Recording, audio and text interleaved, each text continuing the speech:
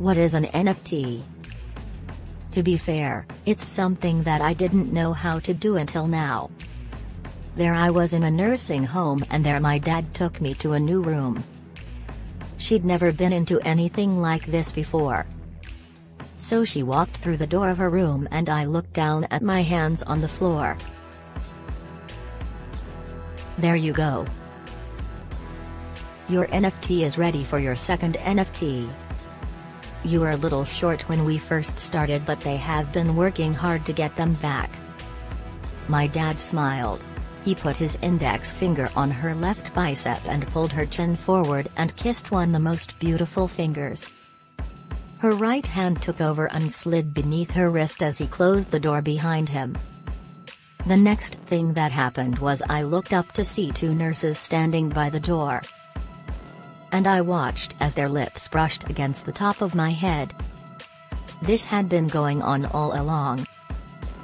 But to find out that my mom knew my father well made it all easier to learn what was required of me.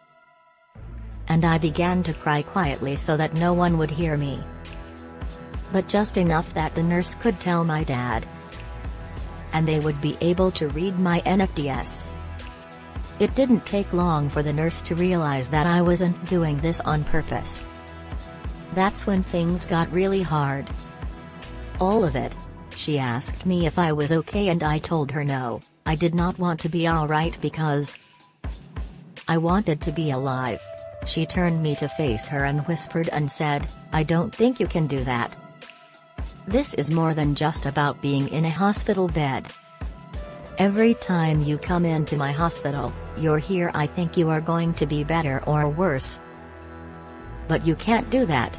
No matter how hard you try, you won't be in the same place I am here unless you force yourself to stay." She was right, and I knew then that I couldn't keep my family safe from my husband. I've tried and I've tried and I've tried and I've tried and I've tried and I've tried. But I can't do it. But that's not what's going on. I can't keep my family safe from my husband.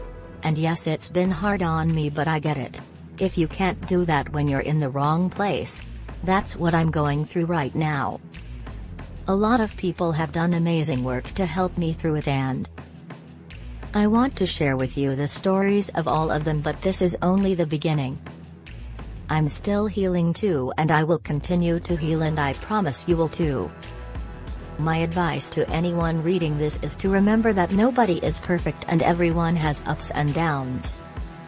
This is only the start of what is going to be an enormous journey. We just have to hang on to it, and I do mean hang on to it, because right now I have to remember that my family is in the best hands.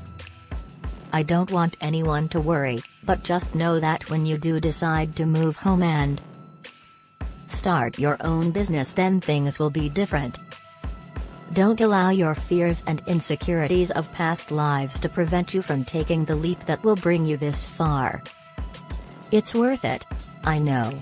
I'm not saying this isn't difficult, but this is simply the beginning. Remember that there is only so much to dream of, and even then, the dream has to be yours.